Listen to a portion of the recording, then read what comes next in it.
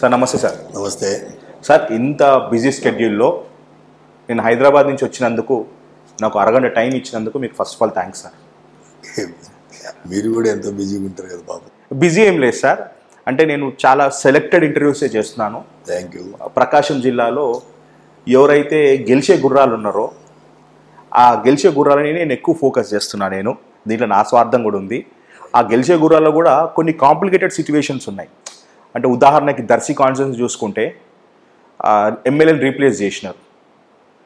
So same situation Giddalur MLA గారు మార్కపూర్ రావడము, Markapur MLA గారు గిద్దలూరు వెళ్ళిపోవడం జరిగింది. సో జనాలు కొంచెం కన్ఫ్యూజ్ ఉంది. సో దాన్ని బేస్ చేసుకొని మిమ్మల్ని ఇంటర్వ్యూ చేస్తున్నాను సార్.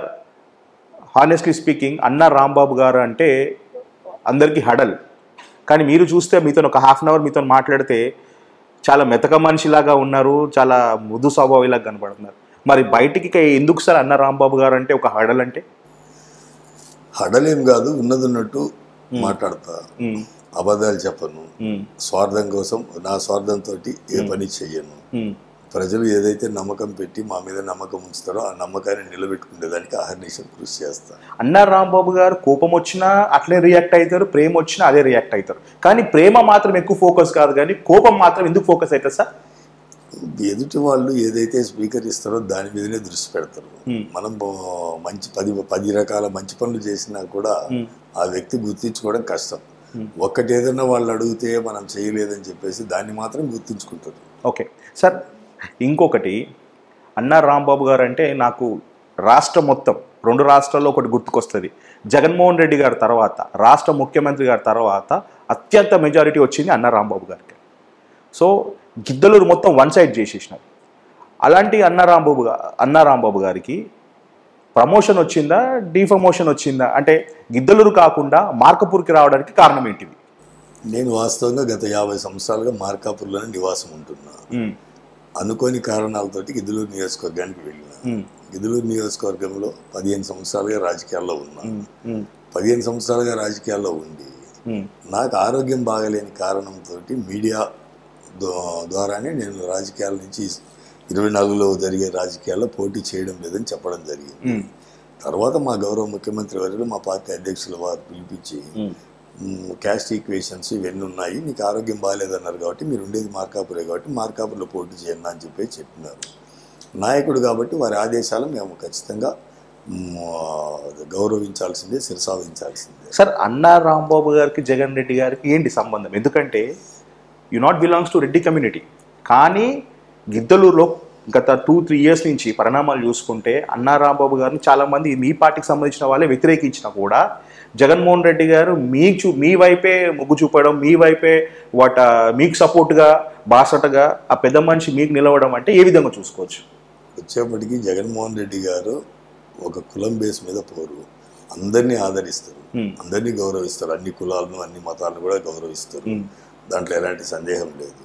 గిద్దలూరు నియోజకవర్గంలో కూడా నన్ను అపోజ్ చేసినారు అనేటువంటి వాళ్ళు కూడా వెరీ ఫ్యూ, చాలా తక్కువ మంది. వాళ్ళ స్వార్థంతో లేకపోతే వాళ్ళకు ఉన్నటువంటి ఆలోచన విధానం ప్రకారము ఒకళ్ళ చేసిండ్రేమో కానీ మొత్తానికి మనం అది కంటకట్టడం కూడా కరెక్ట్ కాదు నా ఉద్దేశం.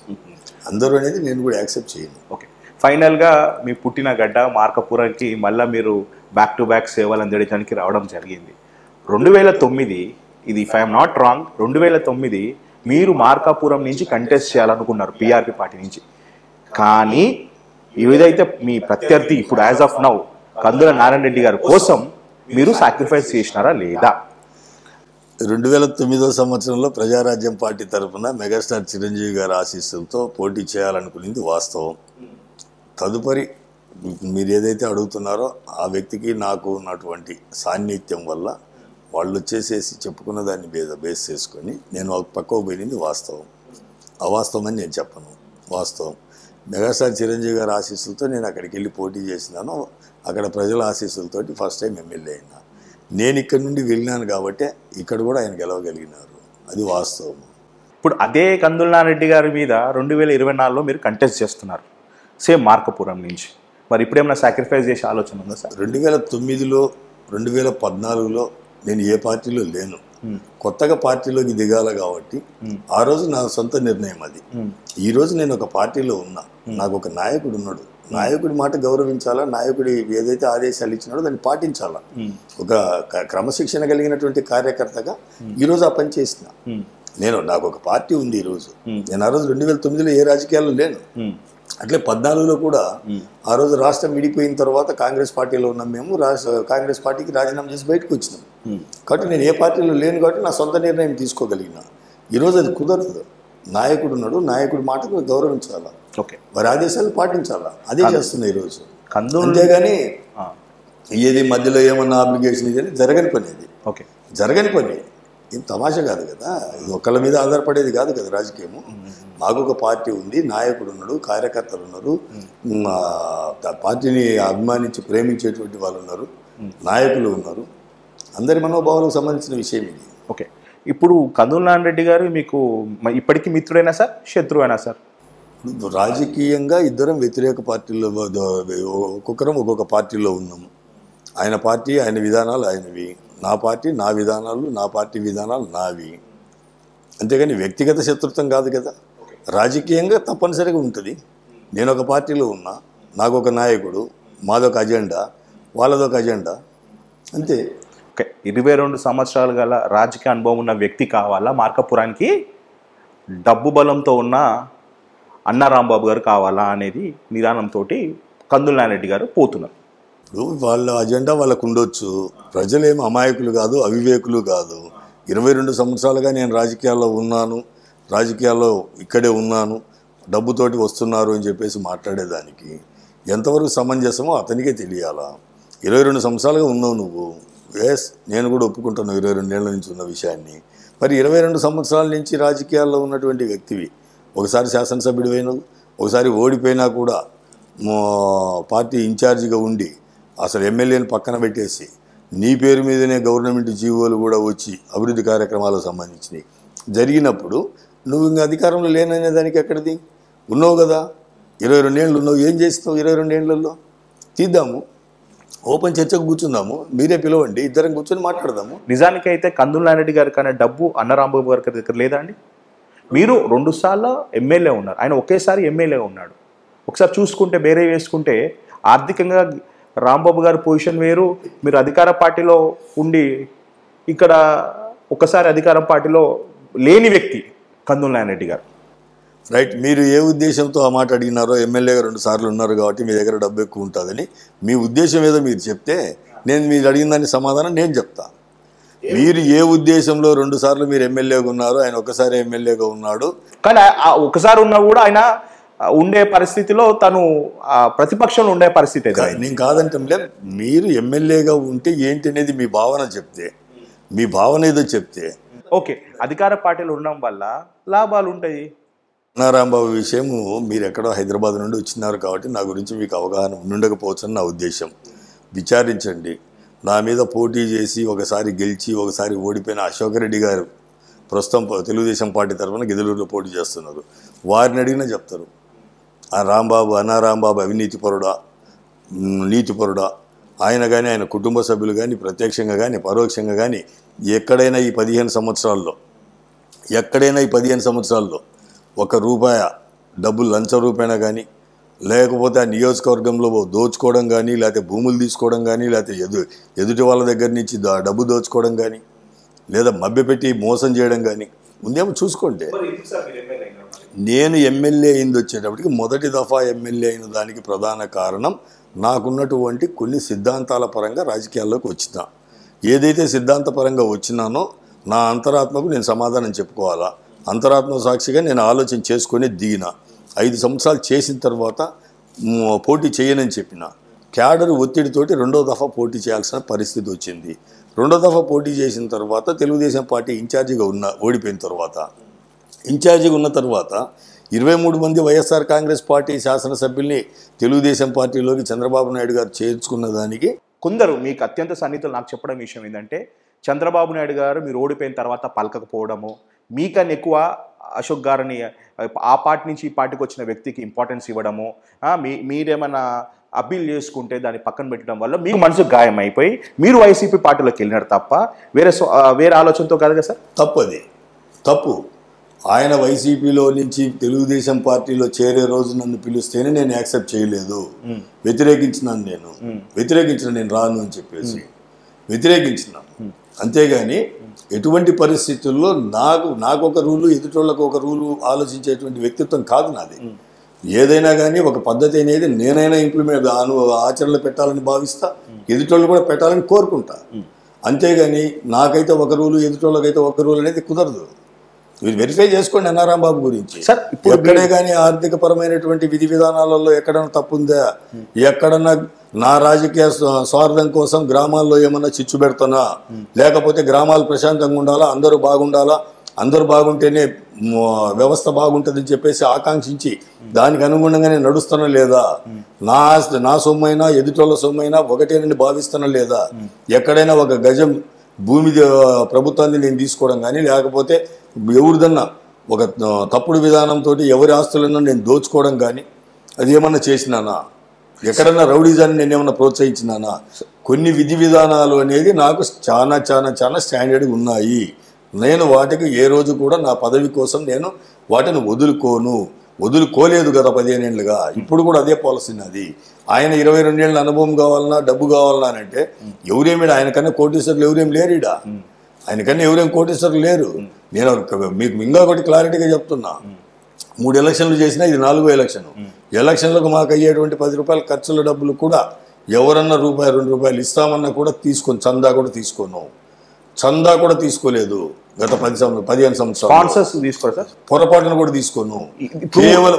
కేవలం 10,000 రూపాయలు ఏదైతే డిపాజిట్ కట్టాలో ఆ డిపాజిట్ కట్టవలసినటువంటి డబ్బును మాత్రము నాకు ఇష్టమైన వాళ్ళ దగ్గర 100, 50, 10, 20, 200 అట్లా తీసుకుంటాను. అన్ని కలిపి 10,000 రూపాయలు మాత్రమే డిపాజిట్ కడతాను. తర్వాత ఎటువంటి పరిస్థితుల్లో 3 ఎలక్షన్లు కట్టినే పోయినా ఇది 4వ ఎలక్షన్. 4 ఎలక్షన్లు కూడా దాన్ని ఆచరిస్తా. మరి డబ్బు ఎక్కడిది సార్ మీకు? 4 ఎలక్షన్స్ అంటే మామూలు విషయం సార్? ఎలక్షన్లకు డబ్బు ఖర్చు కాదు, ఎలక్షన్లది కాదు పెద్ద పని.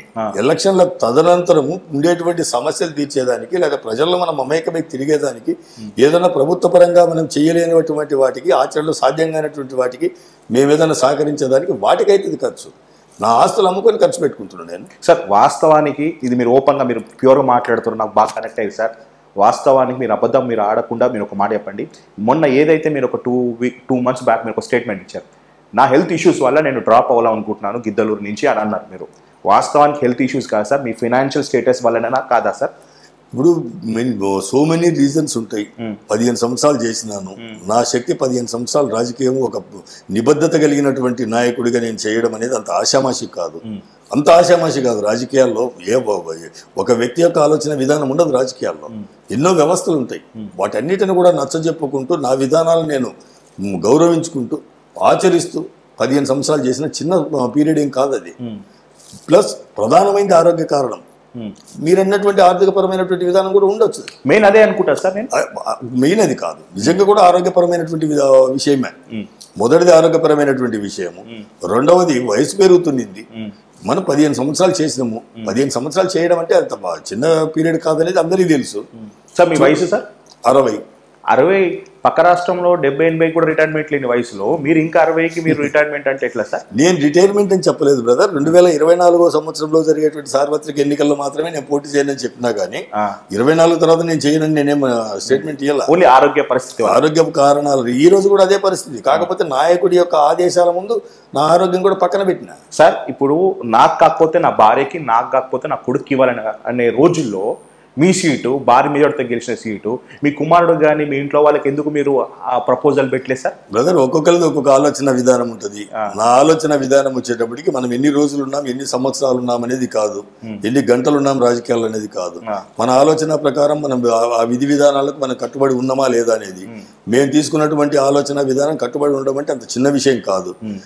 నా అదృష్టం ఏముంది, నా భార్య పిల్లలు, నా కుటుంబ సభ్యులు, కొత్తగా నా కుటుంబంలో చేరినటువంటి నా కోడలు కావచ్చు, కొత్తగా నా కుటుంబంలో చేరినటువంటి సభ్యులుగా ఉన్నటువంటి నా అల్లుడు కావచ్చు, అందరూ కూడా నన్ను గౌరవించి సమర్థించినారు.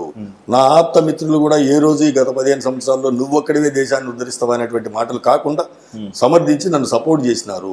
అటు నా కుటుంబ సభ్యులు ఆప్త మిత్రులు కూడా నన్ను సమర్థించి సపోర్ట్ చేసినారు కాబట్టి నేను ముందుకు పోగలిగినాను. ఇంకా నేను భారం కాదలుచుకోలేదు కుటుంబానికి. One of the main reasons అది కూడా ఒకటి. 15 సంవత్సరాలు ఉన్నాను. 15 సంవత్సరాల్లో నేను ఎక్కడ కూడా నీతి తప్పలేదు. ఈ 5 సంవత్సరాలు కూడా తప్పను. అవసరమైతే ఎక్కడన్నా గుమస్తాగిరి చేసి బతుకుతానేమో కానీ తప్పుడు విధానాలకు పోను. మీరు కావాలంటే నేను మీ టీవీ ముందు నేను మాట్లాడడం కాదు, వెరిఫై చేయండి. మీరు పలాని తప్పు చేసినారు అంటే ఆ సెకండే రాజకీయాల నుంచి వైదొలిగేదానికి నేను రెడీ. సార్ మరి రాజకీయం ఎందుకు చేస్తుంది సార్? కేవలం సర్వీస్ కోసమా? 100%, 200%. మీరు డబ్బులు అమ్ముకొని రాజకీయం చేస్తారు సార్. ఇది క్రిస్టల్ క్లియర్. ఇది ప్రపంచానికి తెలియని విషయం ఏంటంటే, చాలామంది అన్నా రాంబాబు గారు చాలా వాయిలెంట్ అనుకుంటారు, కానీ మీరు ఒక్కసారి ప్రొఫైల్ చూసుకుంటే డబ్బులు ఆస్తులు అమ్ముకొని రాజకీయం చేసే వ్యక్తి ప్రకాశం జిల్లాలో, ఉమ్మడి ప్రకాశం జిల్లా ఎవరు ఉన్నంటే మాత్రం నాకు తెలిసి అన్నా రాంబాబు గారే. అండ్ మోర్ ఎవర్ హెల్త్తో పాటు ఆర్థిక ఇబ్బందులు కూడా ఉన్న వ్యక్తి కూడా ఎవరైనా ఉంటే అన్నా రాంబాబు గారు. నిజమా సార్? ఇది నేను ఒప్పుకుంటాను సార్. ఇది బ్రదర్, నేను ఒకళ్ళ యొక్క ఇది కోసం మెప్పు కోసం నేను చేయడం అంటే ఇప్పుడు నా విధి విధానాలు నేను పెట్టుకున్నా. నేను పెట్టుకునేది ఏకైక లక్ష్యం ఒకటే. ప్రజలు నాకు ఇచ్చినటువంటి పదవి ఇవ్వచ్చు లేదా పక్కన పెట్టవచ్చు, కానీ ప్రజల్ని నేను కనిపెట్టుకున్నా. 2009లో మెగాస్టార్ చిరంజీవి గారి ఆశీస్సులతో నియోజకవర్గానికి పోయిన రోజు నుండి నిన్న జగన్మోహన్ రెడ్డి గారి ఆశీస్సులతో పోటీ చేసి గెలిచి 2 నెలల క్రితం వరకు కూడా నేను నియోజకవర్గాన్ని ఎప్పుడూ విడలేదు. నెలకు 25-26 రోజులు పొద్దున్న లేచినాల నుంచి రాత్రి వరకు నియోజకవర్గంలోనే పర్యటిస్తూ ఉంటాను.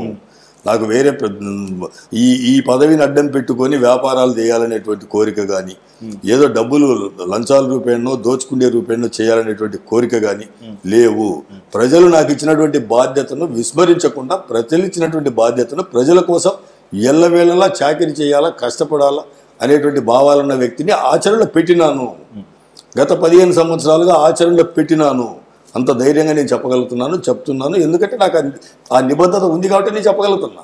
సార్, ఇప్పుడు గిద్దలూరు పాలిటిక్స్ వేరు, ఆ కాస్ట్ ఈక్వేషన్ కానీ ఆ పాలిటిక్స్ వేరు, మీ పుట్టిన గడ్డ అయిన మార్కాపూర్ పాలిటిక్స్ వేరు.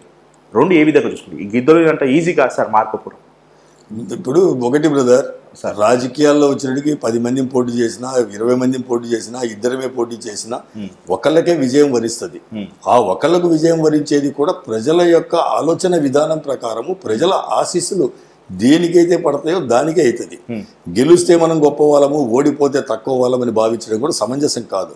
ప్రజా తీర్పుని ఎవరైనా గౌరవించాల్సిందే. గౌరవించాల్సిందే. కాకపోతే నాకున్నటువంటి ధీమా నా నాయకుడి బొమ్మ, నా జగన్మోహన్ రెడ్డి గారు రాష్ట్ర ప్రజానీకానికి చేసినటువంటి సంక్షేమ పథకాలు, ఈ ప్రాంతంలో చేసినటువంటి అభివృద్ధి. వెలుగొండ ప్రాజెక్టు తన తండ్రి గారు శంకుస్థాపన చేసి వర్కులు మొదలు పెడితే, శంకుస్థాపన కాదు వర్కులు శాంక్షన్ చేసి 3,500 కోట్లతోటి వర్కులు స్టార్ట్ చేస్తే మాకు జీవనాడి వెలుగొండ అనేది, ఆ జీవనాడిని పూర్తి చేసినటువంటి ఘనత జగన్మోహన్ రెడ్డి గారిది. ప్రజల్లో ఆయనకున్నటువంటి ఆదరణ, ఆయన ఆశీస్సులతో పోటీ చేస్తున్నాం కాబట్టి మాకుంది. ప్లస్ అన్నా రాంబాబు వ్యక్తిత్వం కూడా ఉండింది. అన్నా రాంబాబు ఒక కులానికి చెందినవాడు కాదు, ఒక మతానికి చెందినవాడు కాదు, అందరివాడు. మరి ఇక్కడ కుల రాజకీయాలు ఎక్కువ ప్రోత్సహిస్తున్నారు కదా సార్. ఇక్కడ మెయిన్గా చూసుకుంటే రీసెంట్గా కూడా ఒక వీడియో చూశాను. మీ ప్రత్యర్థి ఎవరైతే ఉన్నారో ఆ వీడియోలో చూసుకుంటే స్వయంగా జగన్మోహన్ రెడ్డి గారిని మయ్యగుట్టినాడా అనే ఒక మాట వచ్చింది. ఇక్కడ రెడ్డిలకే ఓటేయాలి అనే సంస్కృతి ఇక్కడ కనపడుతుందంటే మీరేం చెప్తారు సార్? ఇప్పుడు ఆయన మాట్లాడిన ఆయనకు విఘ్నత ఉండాలా, ఏం మాట్లాడుతున్నాము ఏందనేది చూడాలా. నేను ఈ రోజుకి కూడా ప్రతిపక్ష నాయకుడు అయినటువంటి చంద్రబాబు నాయుడు గారనే సంబోధిస్తా, కానీ వాడు వీడని నేను మాట్లాడను. ఈ మాట్లాడినటువంటి వ్యక్తి ఎనికి తిరిగి చూసుకోవాలా. తన నాయకుడు కూడా రేషన్ కార్డు మీద వేయించుకున్నాడు కదా. ఆయన ఏ సందర్భంలో మాట్లాడినంటే నేను చూసినాను, బాధపడ్డా. వీళ్ళకి ఎందుకు ఇంత దుర్మార్గంగా మాట్లాడుతున్నాడు ఈ పిల్లోడు అంటే నాకున్నటువంటి ఇదితోటి, ఇతను ఎందుకు ఇంత దుర్మార్గంగా మాట్లాడుతున్నాడు అని చెప్పి నేను కూడా, నాకు బాధ అనిపించింది. ఒక ముఖ్యమంత్రిని పట్టుకొని మా అయ్యోళ్ళకి ఏమైనా పుట్టినారా, మీ ఫోటోలు వేయించుకున్నారో మా ఆస్తుల మీద అని చెప్పేసి మాట్లాడినాడు. అది నేను చూసి నేను కూడా చాలా బాధపడ్డా. నేను ఆయన అడుగుతున్నా ఒకటే క్వశ్చన్, అయ్యా మీ నాయకుడు చంద్రబాబు నాయుడు గారు రేషన్ కార్డు మీద బొమ్మ వేయించుకున్నాడు కదా, మిగిలిన చాలా వాటి మీద బొమ్మలు వేయించుకున్నారు కదా, దాని ఆ రోజు మీకు గుర్తు రాలేదా? ఎంతవరకు మర్యాద ఇవన్నీ మాట్లాడడం ఎంతవరకు సమంజసం? ఆయన స్థాయి ఏంది, మన స్థాయి ఏంది, నీ స్థాయి ఏంది? ఎట్లా ఈ రీతిగా మాట్లాడుతున్నారే? మీరు చేసిన అక్రమాలెన్నో వాళ్ళేమనాలా, మీరు దోచుకున్న ఎన్నో వాళ్ళేమనాలా? ఎంతవరకు సమంజసం ఆ రీతిగా మాట్లాడము? ఒక ముఖ్యమంత్రి హోదాలో ఉన్నటువంటి వ్యక్తిని పట్టుకొని నువ్వు మాట్లాడుతున్నావు. ఆయన నీ రెడ్డి కులం కాదా? కులం కాసేపు పక్కన పెడదాం. నువ్వు ఈరోజు క్యాస్ట్ లెక్క తీసేదానికి వయసులందరూ ఒకటేనారంటున్నావు. ఎక్కడైంది వయసులందరూ ఒకటి? చూపి. మొత్తం వయసులందరూ ఒకటే ఏమంటే నువ్వు ఎల్లగొట్టు. నీ దగ్గర ఎవడన్నా ఉంటే నేను అలో చేయను, నా దగ్గర వద్దని చెప్పు. అప్పుడు నేను కూడా అప్రిషియేట్ చేస్తా. ఒక పక్కనేమో వాళ్ళ ఓట్లు కావాలా, రెండో పక్కనేమో కులాల చిచ్చు కావాలా? సమంజసం కాదు. మనం ఎన్ని రోజులు రాజకీయాల్లో ఉన్నామనేది కాదు, ఎన్ని రోజులు రాజకీయాల్లో ఉంటే ఏం చేసినాము ప్రజల కోసం, మన వ్యక్తిగత స్వార్థం కోసం చేస్తున్నామా, నిజమైనటువంటి ప్రజాసేవ చేస్తున్నామా అనేది ఎన్నికి తిరిగి చూసుకోవాలా. ఇప్పుడు ఆయన మాట్లాడుతున్నాడు, ఏది నాకు ఒకవేళ మీరు అన్నట్టుగా నాకేదైనా జరిగే మాట అయితే నేను ఏదైనా ఓడిపోయే మాట ఇది చేసుకుంటామని. మీకే అంత బాధ ఉంటే 15 సంవత్సరాలుగా ఒక నిబద్ధతతోటి ఉన్నటువంటి వ్యక్తిని మాకేదన్నా అన్యాయం జరిగితే మేమేమనాలా? ప్రజాస్వామ్యాన్ని గౌరవించేటువంటి విలువలు ఉన్నాయి నాకు. ప్రజల తీర్పును గౌరవించే విధానం ఉంది నాకు. మానసికంగా మా ఎమోషన్స్ ఎట్లుంటాయి సార్? ఇప్పుడు నేను 15 సంవత్సరాలుగా ఒక కఠోరమైనటువంటి దీక్షలాగా దీన్ని ఒక పట్టుదలతో దీక్ష బట్టి ప్రజల కోసం నేను అహర్నిశలు చేసినాను కదా. మంచిని ఇస్తే ఈ వ్యవస్థ గుర్తించదా అనేటువంటి భావం నాకు రాదా? ఎవరన్నా రాబోయే రోజుల్లో ఎవరన్నా మంచి ఆలోచన విధానం ఎవరికన్నా ఉంటే వాళ్ళు రావడానికి సాహసం చేస్తారా ఈ ప్రజాస్వామ్యంలో? కాబట్టి మనం ఎప్పుడు కూడా గెలిస్తేనే మనం ఇది, లేకపోతే ప్రజలను తప్పుడు కింద ఇది చేద్దాం, లేకపోతే సెంటిమెంట్స్ రెచ్చగొడదాం, లేకపోతే కులాలు తీసుకొద్దాం అంటే మంచిది కాదు. అది ఎంత మేరకు మంచిది కాదు ఈ కులాల వ్యవస్థ అనేది. అన్ని కులాలు ఉండాల్సిందే, ఏ నాయకుడికన్నా ఏ పార్టీకైనా అన్ని కులాలు ఉండాల్సిందే. పర్సెంటేజ్ ఆఫ్ ఓట్స్ అక్కడ ఉన్నటువంటి పరిస్థితులను బట్టి ఎక్కువ తక్కువ ఉండొచ్చు. దాన్ని కూడా మనం భూతద్దం లేదు చూడడం సమంజసం కాదు ఎవరిమైనా. అంటే ఇక్కడ మార్కపురానికి వచ్చేసరికి రెడ్డి గారు వేరు, వైశ్యాస్ వేరా సార్? ఇక్కడ అట్లేం లేదు. నాకు ఆ అభద్రతా భావం నాకైతే ఏం లేదు. మీరు అందరూ ఒకటే? 100% నాకు ఆ అభద్రతా భావం అనేది లేదు. నేను భద్రంగానే ఉన్నా. మా నాయకులే వీళ్ళు రెచ్చగొట్టినంత మాత్రాన అమాయకులు కాదు, మా ప్రజలేం అమాయకులు కాదు. ఎవరు ఈ సమాజానికి మేలు చేస్తారు, ఎవరి వల్ల నష్టం జరుగుతుంది అనేది ఆలోచన చేయలేనంత అవివేకులు కాదు మా నియోజకవర్గ ప్రజలు. ఒక నియోజకవర్గమే కాదు, గిద్దలూరులో కూడా అదే పరిస్థితి. అక్కడ కూడా ఎవరో ఒకళ్ళని మాట్లాడాల్సిందే కానీ అవన్నీ తప్పుడు మాటలు. అక్కడైనా ఇక్కడైనా ప్రతి ఒక్కళ్ళు ఆలోచన విధానం ఉండింది.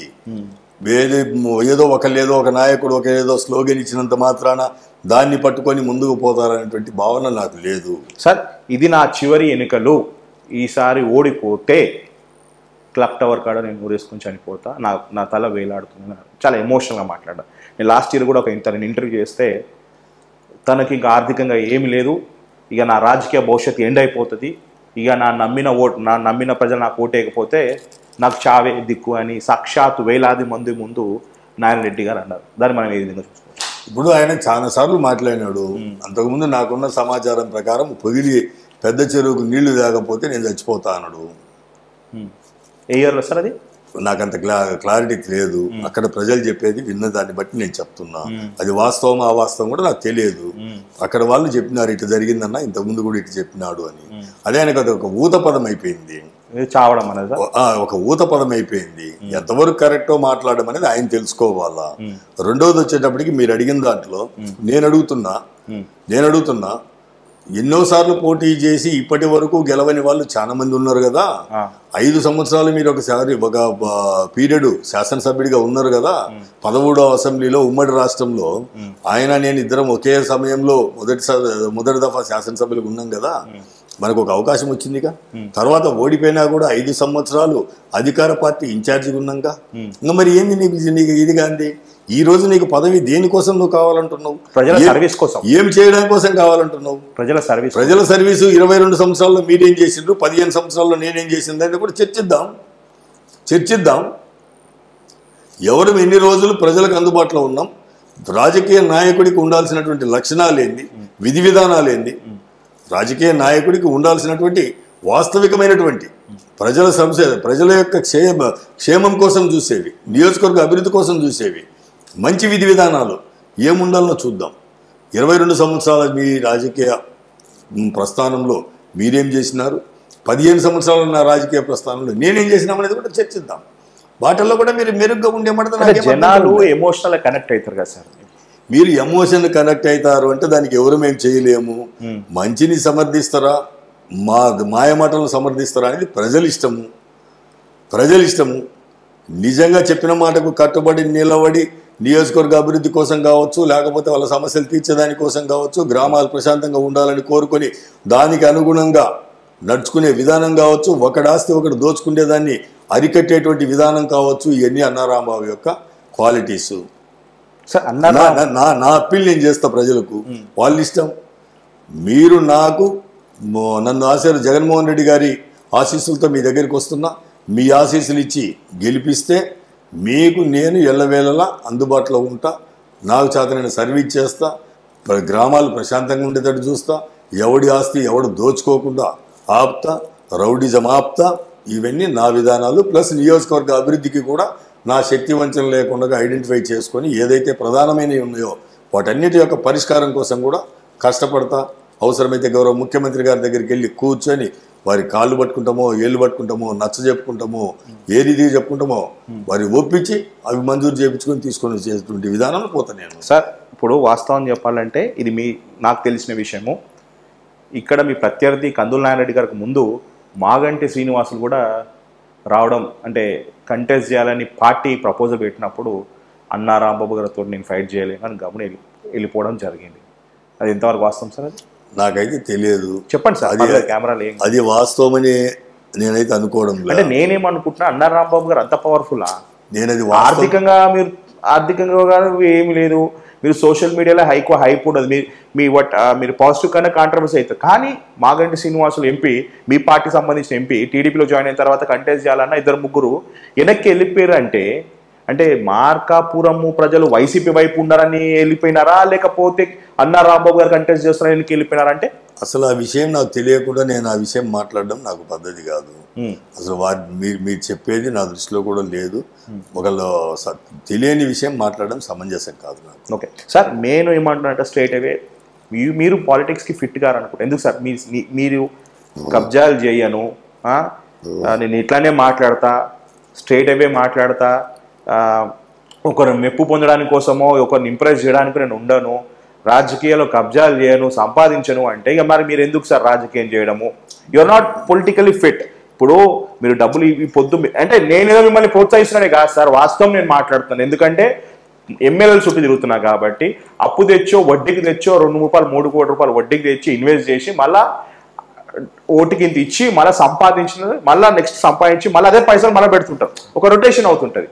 కానీ మీరు నేను ఎవరిని డబ్బు అడగను, నేను నీతిగా ఉంటా, న్యాయంగా ఉంటా, ఎవరిని నేను చేయి చాపను, కబ్జా చేయను, ఇది చేయను అంటే మరి అన్నారాంబాబు గారు మార్కాపురంకి ఎమ్మెల్యే ఎట్లయితాడు? మరి బ్రదర్ ఇప్పుడు చేయి చాపను కాదు, ఎవరన్నా ఇస్తే కూడా తీసుకోను. నేను చేయి చాపడం కాదు, ఎవరన్నా ఇస్తే కూడా తీసుకో. మీరు ఎమ్మెల్యే కాలేరకైతే కావచ్చు, కాకపోవచ్చు. ప్రజల ఆశీస్సులు ఎట్ట జరగాలని జరుగుతుంది. మంచి కావాలనుకుంటే గెలిపించుకుంటారు, వాళ్ళకి నాకు చేతనైనా మంచి చేస్తా. మంచి వద్దు, మాకు ఏదో జరిగిపోతున్న విధానమే నాకు జరగనీళ్ళు అనుకుంటే మనం ఏం చేయలేము. ఎవరమైనా కానీ పోటీ చేసిన వాళ్ళు అందరు గెలవరు కదా, ప్రజలు ఏ ఒక్కళ్ళు కదా. మీరు అన్నదానికి నేను చెప్తున్నాను, 2009 సంవత్సరంలో మెగాస్టార్ చిరంజీవి గారి ఆశీస్సులతోటి నేను పోటీ చేసిన. అది నేను అప్పుడు కూడా నేను కోరుకొని వచ్చింది కాదు. జనరల్గా బ్రదర్ మాట్లాడితే చాలా విచిత్రంగా ఉంటుంది నేను రాజకీయాల్లోకి వచ్చిన విధానం.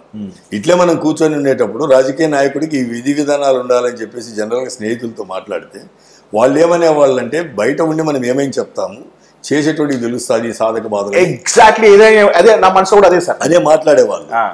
నాకు ఆపర్చునిటీ వచ్చినప్పుడు నేను ఒక 2 hours నేను వ్యక్తిగతంగా ఒక్కడనే కూర్చొని అన్ని ఆలోచనలు చేసిన. ఇంతకుముందు ఇట్లా జరిగింది కదా, ఇంతకుముందు జరిగిన దానికి మనము దిగితే వాళ్ళు ఆ రోజు ఇట్లా అన్నారు కదా, దానికి నిలబడగలుగుతామా లేదా, ఆ విధి విధానాలకు కట్టుబడి ఉండగలుగుతామా లేదా అని చెప్పేసి నా మనస్ఫూర్తిగా ఆలోచన చేసుకొని, నా పిల్లలు కూడా చిన్నవాళ్ళు అప్పుడు, ఆలోచన చేసుకొని ఉండగా ఎన్ని రోజులు ఉంటే అన్ని రోజులు ఉందామనేటువంటి భావనతోటి రాజకీయాల్లోకి వచ్చిరా. అంతే. ఎస్ నాకు రాజకీయాల మీద పదవుల మీద అంత శ్రద్ధ లేదు. రెయ్యింబవులు కష్టపడి డబ్బు సంపాదాలనేటువంటి యావా లేదు. భగవంతుడు ఇచ్చిన దాంట్లో 10 రూపాయలు మనం సంపాదిస్తే రూ. 2 సమాజం కోసం ఖర్చు పెట్టి సమాజంలో ఏం పని చేస్తే ఉపయోగపడతాయని ఆలోచన విధానం సార్ మరి ఈ సిస్టంలో నా తల్లిదండ్రులు నాకు చెప్పినటువంటి పద్ధతుల ప్రకారం 2000 సంవత్సరంలోనే నేను ఒక ట్రస్ట్ ఓపెన్ చేసి మార్కాపూర్లో తీవ్రమైన నీటి ఎద్దడి ఉంటే ఈ రోజు ఉన్నటువంటి ట్యాంకర్ల సిస్టమ్ ఆ రోజు లేదు. ఆ రోజుల్లోనే కొన్ని లక్షల రూపాయలు ఖర్చు పెట్టి టోకెన్ సిస్టమ్ పెట్టి అష్యూర్డ్ వాటర్ ప్రతి ఇంటికి తప్పనిసరిగా ఈ 4 బిందెలు నీళ్లు చేరాలా. 4 బిందెలకే ఏ రోజు బయటికి రాని మహాతల్లి కూడా బిందె పట్టుకొని బయటకు వచ్చింది. అంత కరువు వచ్చింది. ఆ రోజు నుండి నేను సర్వీస్ స్టార్ట్ చేసిన. కీర్తిశేషులు రాజశేఖర రెడ్డి గారు ముఖ్యమంత్రి కాకముందు ఫీజు రియంబర్స్మెంట్ లేదు, అంబులెన్స్ సిస్టమ్ లేదు. 2000 సంవత్సరంలోనే నా తల్లిదండ్రుల పేరు నేను ఒక చారిటబుల్ ట్రస్ట్ ఓపెన్ చేసి అంబులెన్స్ ఓపెన్ చేసినాను. ప్రజల కోసం ఉచిత అంబులెన్స్ పెట్టినాను. అట్లనే చదువు ఉండి ఆర్థికంగా డబ్బు లేనటువంటి బిడ్డలకు నాకు చేతనైనంత వరకు వాళ్ళ చదువు కోసం సహకరించినాను. ఇవి నా విధి విధానాలు. 2009లో రాజకీయాల్లోకి వచ్చిన తర్వాత 14లో నాకు వద్దనుకున్నాను రాజకీయము. కానీ నాయకుల యొక్క ఎన్నికడికి ఉన్నటువంటి వాళ్ళ యొక్క ఒత్తిడి మేరకు 14లో రావాల్సి వచ్చింది. 19లో పోటీ చేయడానికి కారణం చంద్రబాబు నాయుడు గారికి 23 మంది కొనుగోలు చేసి ఈ చిన్నబుచ్చుతున్నాడు. ఆయన తీసుకున్న వాళ్ళకన్నా ప్రజాస్వామ్యాన్ని పరిరక్షించడానికని ప్రజల్లో మమేకమై ప్రజల ఆశీస్సులు పొందేదానికి కానీ ఇంకా చాలా మంది ఉంటారు అనేటువంటి దాన్ని ప్రూవ్ చేయాలనుకున్నా 2019లో పోటీ చేయడానికి సిద్ధపడినా. 24లో వద్దన్నా కానీ నాయకుడి మాటను గౌరవించి నాయకుడి ఆదేశాల ప్రకారం మాత్రమే ఈరోజు రావడం జరిగింది. నేను కోరుకొని రాజకీయాలు కాదు, కోరుకొని ఏ రోజు రాజకీయాల్లోకి రాలా. వచ్చినా కట్టుబడి ఉన్న నా పద్ధతులకు ఎక్కడ కూడా ప్రజలకు నష్టం జరిగేదానికి యాక్సెప్ట్ చేయను. పక్క పార్టీ వాళ్లకు కూడా తెలిసి ద్రోహం చేయను. కొన్ని సిస్టమ్స్ ఉన్నాయి నాకు. ఒకటి అరా ఏదైనా పొరపాట్లు జరిగి ఉండాలా, లేకపోతే మా స్థానికంగా ఉండేటువంటి వాళ్ళ నాయకుల యొక్క ఆలోచన విధానం ప్రకారం అది కూడా తెలిసి తెలియక ఏదైనా పొరపాటు జరిగితే ఒకటర జరగాల్సిందే. కానీ 15 సంవత్సరాల్లో ఏ ఒక్కళ్ళను కూడా ఏ పార్టీ వాళ్ళనైనా కూడా నేను ఇబ్బంది పెట్టినటువంటి దాఖలాలు లేవు. సార్ ఒక 3 years బ్యాక్ 4 years బ్యాక్ మీ వీడియో ఒకటి వైరల్ అయింది, మీకు చూసే ఉన్నారు. అది జనసేన సంబంధించిన ఎట్లా జరిగింది సార్? మరి అప్పుడు ఒకటేసారి నెగిటివిటీ ఎట్లా వచ్చింది సార్? అది ఇప్పుడు ఒకటి బ్రదర్, ఈ రాజకీయాల్లో ఉన్నటువంటి దౌర్భాగ్యం ఏంటంటే గుడ్డగాల్చి నెత్తినేస్తారు. మాకు ఆయన మొరటి సామెత అది. మనం ఆరుపుకోవాలా. అది కూడా సేమ్ సిచ్యువేషన్. ఆ అబ్బాయికి నాకు అసలు ఎలాంటి ఇది జరగల. ఆ అబ్బాయి వచ్చేటప్పటికి డోర్ దగ్గరికి వచ్చి గొడవ చేస్తా ఉంటే నేను ఒక చిన్న మాట మాట్లాడింది అంతవరకే. ఆ తర్వాత ఆ అబ్బాయి ఆత్మహత్య చేసుకునింది నా ఇది కోసం కాదు, అది అందరికీ తెలుసు. ఆ రోజు పవన్ కళ్యాణ్ గారు నా మీద కొద్దిగా ఫెరోషియస్గా మాట్లాడినా తర్వాత వారు కూడా వెరిఫై చేసుకున్నారు. వాస్తవమైన అన్నారాంబాబు చెప్పేది అనేదానికి వారు కూడా కన్ఫర్మేషన్కి వచ్చినారు. అది వాస్తవం కాబట్టి. పవన్ కళ్యాణ్ గారికి ఫోన్ చేయడం జరిగిందా సార్ మీకు అప్పుడు? లేదు, పవన్ కళ్యాణ్ సార్ నాకు చేయలేదు, నేను వారికి చేయలేదు. వారు పత్రికాముఖంగా మాట్లాడిన దానికి నేను మా మీడియా ద్వారా నేను సమాధానం చెప్పిన అంతవరకే. అంతేగాని వారు నాకు చేయలేదు, నేను చేయలేదు. ఇది వాస్తవం కాబట్టి నేను ఇంత ధైర్యంగా మాట్లాడగలుగుతున్నా. వాస్తవం ఈ రోజు పోయి తెలుసుకున్నాక ఏం మాట్లాడినా నేను కోపం ఎక్కువైపోయి ఏం మాట్లాడినా. ఒక ఎమ్మెల్యే వస్తూ ఉంటే కేవలం 3 అడ్డంగా రాళ్ళు పెడితే ఎంతవరకు సమంజసం? మందాగి రాళ్ళు అడ్డం పెడితే ఎంతవరకు సమంజసం? అంటే ఆ రోజు వాళ్ళు తాగిన ఎన్నింగ్ అయిపోయింది కాబట్టి మనం ఏం మాట్లాడినా కానీ అనవసరం. కానీ ఈ రోజుగా వాళ్ళ ఊరు పోయినా లేకపోతే వాళ్ళ కుటుంబ సభ్యులతో మాట్లాడినా వాస్తవం ఏంటనేది చెప్తారు. ఇవన్నీ ఏంటంటే చెప్తున్నా కదా, రాజకీయాలు లబ్ధి పొందేదానికోసం ఏదో ఒక శవ రాజకీయాల్లో ఇంకోటి చేసేటువంటి నాయకులు ఉన్నటువంటి రోజులు ఇవి. దాన్ని మనం ఏం చేయలేము. కొన్ని దురదృష్టవశాత్తు మాటలు కూడా సంబంధం లేకపోయినా కూడా మాటలు కూడా పడుతుంటాం. అందులో నేనొక్కడినే కాదు, చాలా మంది పడుతుంటారు అట్లా. కొన్ని సందర్భంలో అన్నా రాంబాబు గారు మాటలు అదుపు దాటిపోతాయి. అంటే ఎవరినైనా కానీ పార్టీలో ఉన్న వ్యక్తులైనా బయట వ్యక్తులైనా డైరెక్ట్ స్ట్రైట్ ఫార్వర్డ్ ఇచ్చేస్తారు. అదుపు దాటి నేను అన్పార్లమెంటరీ లాంగ్వేజ్ మాట్లాడో దౌర్జన్యం చేసే ఇవన్నీ ఏముండవు బ్రదర్. నా ఆవేదన వచ్చేటప్పటికి మనం ఒక కమిటెడ్గా ఉండాలనేటువంటిది ఆవేదన.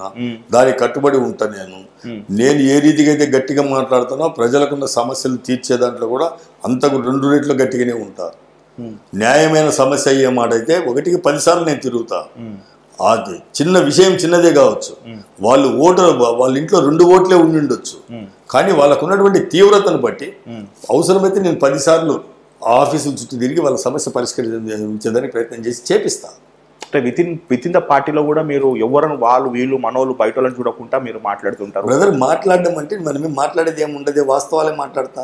నేను తప్పుడు విధానం ఎప్పుడు మాట్లాడినే, తప్పుడు ఆలోచన మాట్లాడినే కొందరికి రుచించవచ్చు, కొందరికి రుచించకపోవచ్చు. అది మీ పార్టీకి సంబంధించిన వ్యక్తులు ఎవరికైనా కావచ్చు. ఉన్నది వాస్తవాలు మాట్లాడితే కొందరు ఓర్చుకోలేకపోవచ్చు, దానికి మనమేం చేయగలుగుతాము? ఉన్న వాస్తవాలు మాట్లాడితే ఓర్చుకోలేకపోవచ్చు. అయ్యా నువ్వు ఇది పొరపాటు చేస్తున్నావు అంటే వాళ్ళు ఇది కావచ్చు, నువ్వు బ్రహ్మాండం చేస్తున్నావు చప్పట్టు కొడితే అదే వాస్తవం అనుకుంటారు. నేను దేనికి మొదటి దానికే ప్రాధాన్యత ఇస్తాను. అన్న ఇది పొరపాటు జరుగుతుంది అని మనం చెప్తే ఏమైనా ఆలోచన చేసి రెక్టిఫై చేసుకుంటారేమో అనే భావంతో చెప్తాం. వాళ్ళు అపార్థం చేసుకుంటారంటే దానికి నేను బాధ్యత కాదు కదా. అందరం చప్పట్లు కొట్టుకుంటా పోతే వాళ్ళు కూడా దెబ్బతింటారు కదా. ఇదేమో మంచిదేమో అనే భావంతో పోతారు కదా. ఇవి నేను ఆలోచించేది. మీరు నన్ను అన్నట్టుగా గట్టిగా మాట్లాడతారనేది వాస్తవం. గట్టిగా మాట్లాడడానికి ప్రధాన కారణం ఏదైతే 1-4 సార్లు చెప్తే వినకుండా సతాయిస్తుంటే, మరి నాయన ఇది పరిస్థితి, మీరు అర్థం చేసుకోవడం లేదు అని చెప్పేసి మాట్లాడతా. పని ఏదైనా సమస్య ఉన్నా కూడా అంతే గట్టిగా మాట్లాడి పరిష్కరించడానికి ప్రయత్నం చేస్తాను. ఓకే సార్, అన్నా రాంబాబు గారి గురించి ఇంకొక తెలియని విషయం నేను ఈరోజు తీసుకొచ్చినాను. మీ కాస్ట్ కాకపోయినా, మీ రిలీజియన్ కాకపోయినా, మీ ఏరియా కాకపోయినా, మీ జిల్లా కాకపోయినా, మీ నియోజకవర్గం కాకపోయినా, ఎక్కడైనా చదువుకుంటాను అనే ఒక వ్యక్తులు వస్తే మీరు వాళ్ళని చదివించి మెరిట్ బట్టి వాళ్ళని డాక్టర్లనో ఇంజనీర్లనో మీరు చేస్తుంటారు. ఉదాహరణకి నాకు సంబంధించిన ఒక వ్యక్తి కర్నూలు నుంచి నాకు ఒకటి పోస్ట్ పెట్టినారు. కర్నూలు నుంచి అందరికీ నమస్కారం అండి. నా పేరు డాక్టర్ విజయ్ కుమార్. నేను ఎండి అనస్థీషియా కంప్లీట్ చేశాను. మా ఊరు దగ్గరలో. అంటే చాలామంది నేను ఒక వీడియో ప్లే చేస్తాను. నా పేరు డాక్టర్ ఆదిత్య. మాది కర్నూలు సిటీ, కర్నూలు జిల్లా. నేను ఎండి అనస్థీషియా చేశాను. నాకు 2005వ సంవత్సరంలో గుర్తుపట్టినారు సార్ కాలేజీలో ఈ ఎంబీబీఎస్ పిల్లోని? వచ్చింది. కానీ కుటుంబ ఆర్థిక పరిస్థితుల రీత్యా ఎంబీబీఎస్ ఫీజులు భరించే ఆర్థిక స్థోమత మాకు లేకపోయింది. అప్పుడు నేను శ్రీ అన్నా రాంబాబు గారిని ఆర్థిక సహాయం కోసం అర్థించాను. వారు ఎంతో దయతో, వారి సొంత ఊరు కాకపోయినప్పటికీ నా ఎంబీబీఎస్ కోర్సుకు అవసరమైనటువంటి మొత్తం ఫీజును ఆయనే భరించారు. ఈరోజు నేను ఎంబీబీఎస్ కోర్సు పూర్తి చేయడంలో ఆయన చేసిన ఆర్థిక సహాయాన్ని ఎప్పటికీ మర్చిపోలేను. ఇలా నా ఒక్కడికే కాదండి, ఆయన ఎంతో మంది పేద విద్యార్థులకు ఇలా ఆర్థిక సహాయం చేస్తూనే ఉన్నారు. ఏమనిపిస్తుంది సార్, ఈ పిల్లోడు ఎవరు మీకు తెలియదా? మొత్తం 9 మంది మెడిసిన్ చదివినారు కదా, 9 మంది. నేను మెడిసిన్ చదివిన వాళ్ళకి డబ్బులు ఇచ్చినా, లేకపోతే ఇంకొక చదువుకి ఇచ్చినా వాళ్ళకి చెప్పేవి కూడా నేను విచిత్రంగానే ఉంటాయి. మీకు నమ్మినా నమ్మకపోయినా, బాబు నువ్వు ఈరోజు ఒక మంచి కోర్సు చదువుకోనీకి వచ్చినావు, అమ్మ నువ్వు మంచి కోర్సు చదువుకోనీకి వచ్చినావు, నీ అదృష్టము నీకు ఆ చదువుల తల్లి అబ్బింది, మీ పేదరికంలో ఉన్నారు కాబట్టి నా సాయం కోసం వచ్చినారు. మరి మీరు ఇంకొకరి దగ్గర ఆశించాల్సిన అవసరం లేదు. మీకు ఏదైతుందో వాటిని మొత్తం నేనే చేస్తాను. కానీ మిమ్మల్ని 2 విషయాలు కోరతా. నంబర్ 1, మీ చదువులు పూర్తయిన తర్వాత ఇంత ఇబ్బంది పడుతూ మిమ్మల్ని ప్రోత్సహించిన కుటుంబ సభ్యుల్ని, తల్లిదండ్రుల్ని విస్మరించపాకండి. మీరు ఖచ్చితంగా భవిష్యత్తులో ప్రయోజకులు అవుతారు. మీకు మంచి సంసారాలు ఏర్పడతాయి. అబ్బాయి అయితే మంచి భార్య వస్తుంది, అమ్మాయి అయితే మంచి భర్త వస్తాడు, మంచి కుటుంబం ఏర్పడుతుంది. చిన్న చూపు చూడగాకండి. వాళ్ళని ప్రేమగా, వాళ్ళు పడే కష్టాన్ని, ఈరోజు పడుతున్నటువంటి కష్టానికి ప్రతిఫలం రేపు వాళ్ళకు ఆప్యాయతగా ఉండండి సార్. ఎవరైనా ఒకటి. రెండోది, మీలాంటి వాళ్ళు ఎవరైనా తారసపడితే అసహించుకోకుండా మీకు చేతనైన సహకారం అనేది అందించండి. మూడవది, కాస్తో కూస్తో దేశభక్తి కలిగి ప్రజలకు ఏదైనా మనం చేయాలనేటువంటి భావాలు కొద్దిగా పెట్టుకోండి. అన్నారాంబాబు ఎవడో మీకు అనవసరం, మీరెవరో నాకు అనవసరం. నాకు మీకు అంత అటాచ్మెంట్ అవసరం లే, నాకు నీకు అవసరం లే. నాకు ఆ చదువుకునేటువంటి వాళ్లకు సహకరించడం అనేది నాకు కర్తవ్యంగా పెట్టుకున్నా, నాకు చేతనే నేను చేస్తున్నా. మీరు నన్ను మర్చిపోండి, కానీ మర్చిపోకండి అని చెప్పేసేసి, ఒకవేళ మీరు మర్చిపోయినా భగవంతుని సమాధానం చెప్పుకోవాల్సి వస్తుంది, కానీ నాకేం కాదు అని చెప్తా. అది నా సిస్టమ్. కాబట్టి ఆయన ఎవరు ఏదనేది కూడా నేను పట్టించుకోవాల్సిన అవసరం నాకు. గ్రేట్. మీకు నిజంగా సార్, మీరు ఈ విషయంలో నాకు నేను ఆ పిల్లోడ్ దగ్గర నుంచి నేను కలెక్ట్ చేసుకొని నేను మీకు చూపించే ప్రయత్నం. అన్ని దానాల కన్నా విద్యా దానం అనేది చాలా గొప్పది సార్. ఈ పొద్దు 10 రూపాయలు సాయం చేసి 100 రూపాయలు చూపించుకునే రోజులు ఇవి. నా కాన్సెన్సీ అయితే వాడు 10 మందికి చెప్పుకుంటాడు, నా జిల్లా అయితే ఒక పబ్లిసిటీ అవుతుంది, నాకు 4 ఓట్లు వేసుకునే సందర్భం లాంటి పరిస్థితిలో మీ జిల్లా కాదు, మీ నియోజకవర్గం కాదు, మీ కులం కాదు, మీ మతం కాదు, ఎక్కడో పక్క కాన్సెన్సీ, ఎక్కడో కర్నూలు, ఇది మీ ఆంధ్ర, కైనా కూడా ఏదో అవసరం కోసం వస్తే, రిఫరెన్స్ తోటి అవసరం కోసం వస్తే మీరు చెప్పించారు సార్. మార్కాపూర్ ప్రజలు చాలా అదృష్టవంతులు అనుకోతున్నారు సార్. గిద్దలూరు సంబంధించిన వాళ్ళు ఇంకా చాలా ఉన్నాయి సార్, నేను కలెక్ట్ చేసుకున్నాను. ఇట్స్ నాట్ టు షో, అంటే నేను చెడు అని చెప్తా, మంచిది మంచి అని చెప్తాను. మీ వెనక ఫాలోవర్స్ కూడా ఒకరు చనిపోతే వాళ్ళ కూతురికి వాళ్ళ నాన్న ఏదైనా చేయాలనుకుంటే చేయలేని పరిస్థితిలో కూడా వాళ్ళ కూతురికి మీరు చేసినారు. ఆ వీడియో కూడా నా దగ్గర ఉంది. అంటే వాస్తవంగా అయితే అటువంటి ఆ పాలసీకి నేను వ్యతిరేకిని. నేను మెరిట్ స్టూడెంట్స్కి మాత్రమే సపోర్ట్ చేస్తా. అదే సార్. కాకపోతే ఆ పాప కొమరోలు పాప, ఆ పిల్లోడి ఏ పాప సార్? కొమరోలు, నా గిదులూరు నియోజకవర్గం కొమరోలు గ్రామానికి చెందినటువంటి పాప. వాళ్ళ కుమరోలా సార్? అది ఊరి పేరు కొమరవోలు, ఓకే, ఊరి పేరు. వాళ్ళ ఫాదర్ చంటి అని చెప్పేసేసి మాకు ఒక మోయనమైన నాయకుడు. ఆ పిల్లోడు ఆ పాపను చైనాలో చదివిస్తున్నాడు, చనిపోయినాడు ఆరోగ్యం బాగలేక. నేను పోయినప్పుడు ఎట్లా మా పరిస్థితి ఏంటి అని చెప్పేసి బాధపడుతుంటే, అంత బాధపడాకని మీ తండ్రి కోరిక మీ కోరిక నేను తీరుస్తాను, నువ్వు చదువుకో, ఇబ్బంది ఏం లేదని చెప్పేసి చేసిన. మీరు అన్నదాన్ని బట్టి నాకు ఐడియా వచ్చి నేను మాట్లాడుతున్నాను. ఏదైతే చైనా ఇంకొకటి చదివించేదాన్ని నేను యాక్సెప్ట్ చేయను. మెరిట్ ఉంటే ఈయనే వస్తుంది, వాళ్ళకి నేను సాయం చేస్తాను. The only MLA in 2 Telugu states, తన కాన్స్టిట్యున్సీకి సంబంధించిన వ్యక్తులు కాకపోయినా, తన నియోజకవర్గం సంబంధించిన వ్యక్తులు కాకపోయినా కష్టపడుతున్నారు, చదువుకున్న వాళ్ళు మెరిట్ స్టూడెంట్స్ అయితే అన్న రాంబాబు గారి దగ్గరకు వస్తే డెఫినెట్లీ, అది ఇంజనీరింగ్ అయితే వాళ్ళ కాలేజ్లో లేదు, మెడిసిన్ అంటే ఎంత కష్టమైనా ఇబ్బంది అయినా చదివించే బాధ్యత అన్న రాంబాబు గారు చూస్తున్నారు. కానీ ఎక్కడ అది మీడియాలో కనపడదు. ఈ రోజు నేను బ్రేక్ చేస్తున్నాను సార్. మీరు చూపించుకోవాలి సార్. ఇప్పుడు అన్న రాంబాబు గారు అంటే కోపము, అన్న రాంబాబు గారు అంటే ఒక రకమైన ఒక వైలెంట్ నేచర్ అనే వ్యక్తులకి ఇవో మీరు చెప్పుకోవాలి. బ్రదర్, ఇవన్నీ చెప్పుకోవడానికి నేను వ్యాపారం చేయడంలా, ఇది సేవా కార్యక్రమం. నేను సేవ చేసిన దాన్ని మీరు ఇప్పుడు అడుగుతుంటే చెప్పడము, లేకపోతే నేను ఏదన్నా ఈ కొత్త నియోజకవర్గానికి వచ్చినాను కాబట్టి ఇక్కడ చెప్పుకోవడమే నాకు కొద్దిగా నాకు ఇబ్బందికరంగానే ఉన్నింది. నా విధి విధానాలు ఇవన్నీ నేను చెప్పుకోవడానికి నాకు ఇబ్బందికరంగా. ఇప్పుడు నేను ఈ సందర్భంలో కుల ద్వారా తెలంగాణ సంబంధించిన వ్యక్తులు కూడా ఎవరైనా వస్తే మీకు పంపించొచ్చా సార్? నేనంత స్తోమతున్నది కాదు, మీరంత ఇదిలో వద్దు. నన్నంత ఇది చేయాల్సిన పనిలే. నా పరిస్థితులు బాగున్నప్పుడు చేసుకుంటూ వచ్చినా, ఇలా బాగలేకపోయినా కూడా నా లిమిటేషన్స్లో నేను చేస్తా ఉన్నా. బ్రదర్, నేను నీతులు చెప్పడం కాదు, నేను ఆచరణలో చేస్తున్న విధానం నేను చెప్తున్నా. మీకు నచ్చినా నచ్చకపోయినా, మీకు నచ్చినా నచ్చకపోయినా, నేను ఇప్పుడు ఏదైతే మీ దగ్గర నేను మాట్లాడినో మీరు వెరిఫై చేసుకోండి. నేను చెప్పిన దాంట్లో ఏ ఒక్క పాయింట్ తప్పుడు విధానంతో నేను ఉండి తప్పు చేసినా, నేను ఆచరించకపోయినా, మీరే రేపు ఉదయం పక్కన మీరు తీసుకొని ఇంటర్వ్యూ ఇతను తప్పుడు అని చెప్పేసేసి పబ్లిష్ చేయండి. నేను దాన్ని గౌరవిస్తా.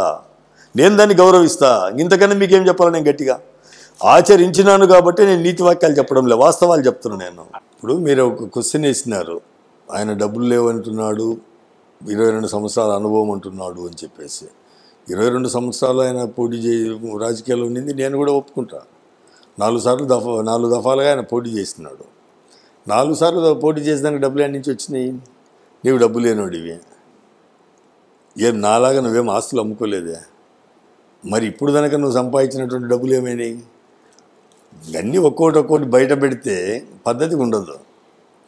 నువ్వు ఎన్ని భూములలో అక్రమాలు చేసినావు? ఎంతమంది దగ్గర నుంచి ఎన్ని దౌర్జన్యాల రూపాయల డబ్బులు సంపాదించినావు? ఏమైనా ఎన్ని?